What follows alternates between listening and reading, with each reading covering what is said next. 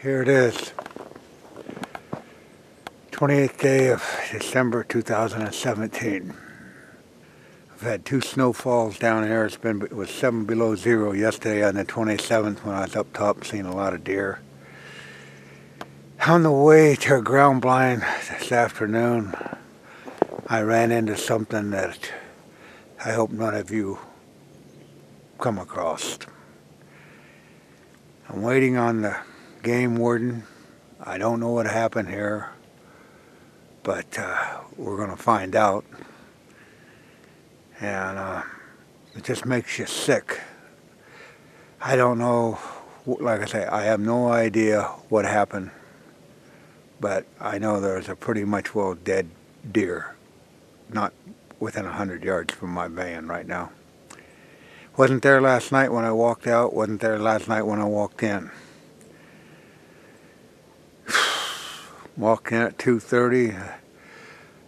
I seen something that looked like a deer laying down. Sort of startled me at first, but it's laying down permanently. I'd almost hope that when I go back there, it's for some miraculous reason it got up and ran away.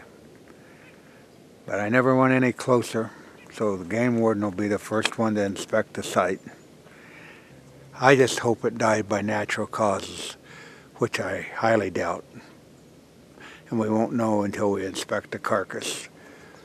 So we won't be able to film when the DNR officer is actually looking at it, because that'll be part of his investigation. But I'll let you know what happened after the fact. Well, as we walk down here, the deer died of natural causes. Thank God it wasn't poached. Anyhow, as we venture down here, this is where I stopped.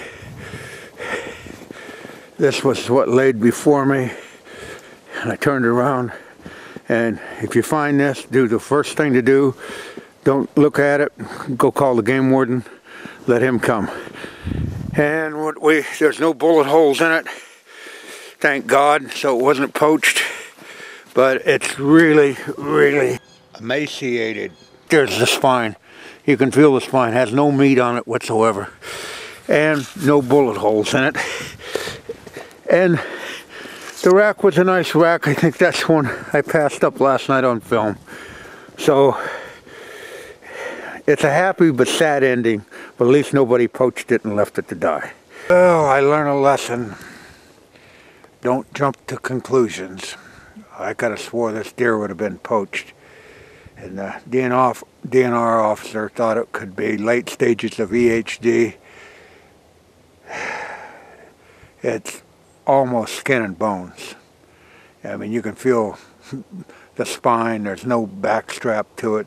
There's no meat. The bone and the scapula is, you can feel the scapula, no shoulder muscle. And he took its head to run tests on it, and I'm happy that it wasn't poached. And yeah, deer die by natural causes, and this is one we found, so we'll just let it go at that. But like I said, on the onset, I was pretty well distraught about the situation, but luckily there was no bullet hole, and this was its final bed.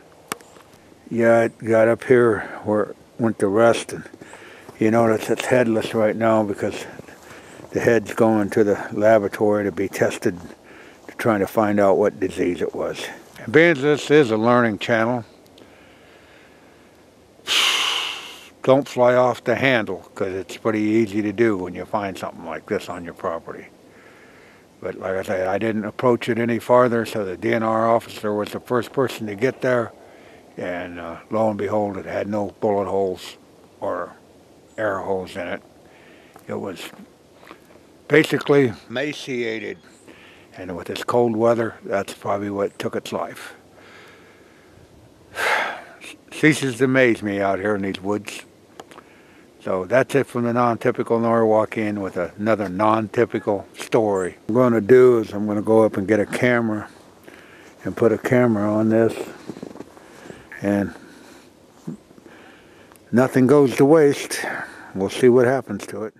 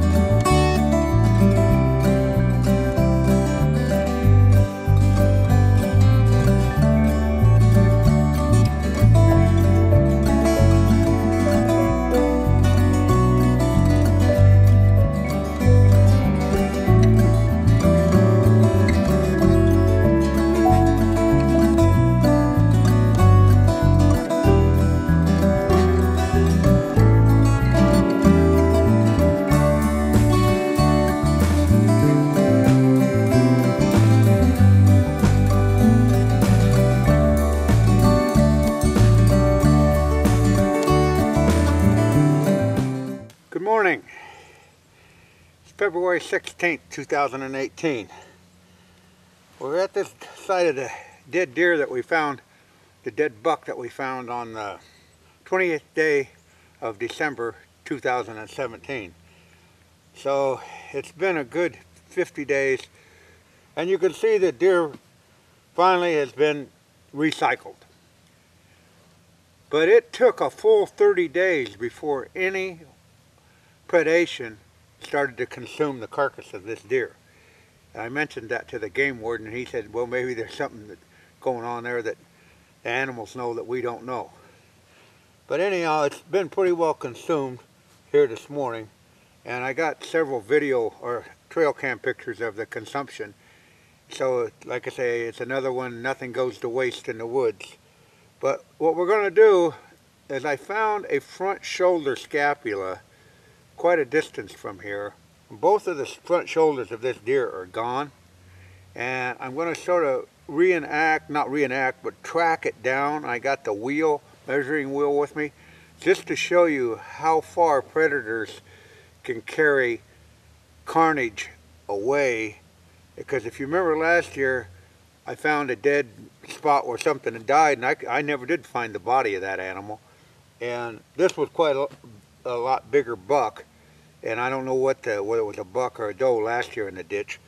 But we're going to go on a little trek up here with the measuring wheel. So let's get the wheel spinning and just see how far this deer was spread throughout the habitat of this land. And like I said, it took a long time. Coyotes would come by, foxes would come by. You'll see it on a trail cam, and nothing would do anything with this deer. It was right out in the open. But so we're going to get the wheel set, measuring wheel, and I want to show you what we're going to do. As you can see over here, I don't know if you can see it or not, but there's blood right there, and there's muscle tissue right there. It's going off into the hayfield. So we're going to start our trek from there and take you up to the front shoulder. All right, there's the scapula, and the wheel says it's 35 feet.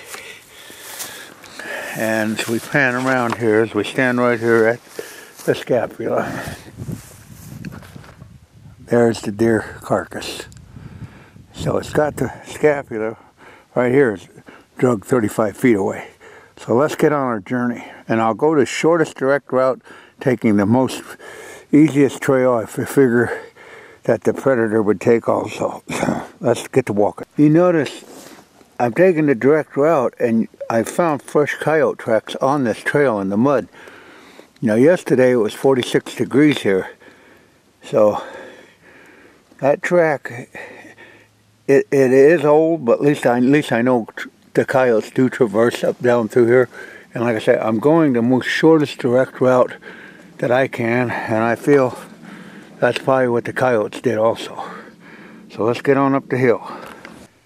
All right, you can see as we traverse down the tractor lane, which a couple weeks ago, just behind us, we found that 6-point side. And as we traverse down here today, the sun's shining, hanging low in the southwest sky as it does in the wintertime.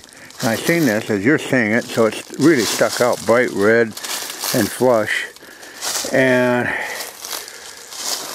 that got me to thinking, if you was to look straight back through there, that deer carcass, I can tell you, as soon as I get the wheel up here, I'll tell you how many feet we traversed to where this front scapula and leg bone, assumingly, both of them were gone from that deer, so assumingly this is one of its front legs.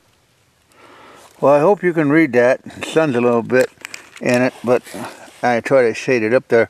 That's 604 feet from the carcass of that buck deer. Now, that's just right at 2 football fields away. That's not an overly long distance, but it was really rare. It must have drug it up in here, and if the sun, you know, it's got fresh blood on it from where they've been eating it. So it was 604 feet, and I don't know. Yeah, you can see the carnage, and that's fresh. The same as on that scapula. The hoof is pretty good size.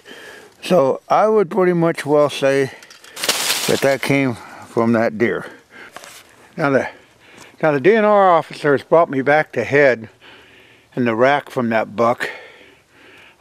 He brought that back a week to 10 days ago.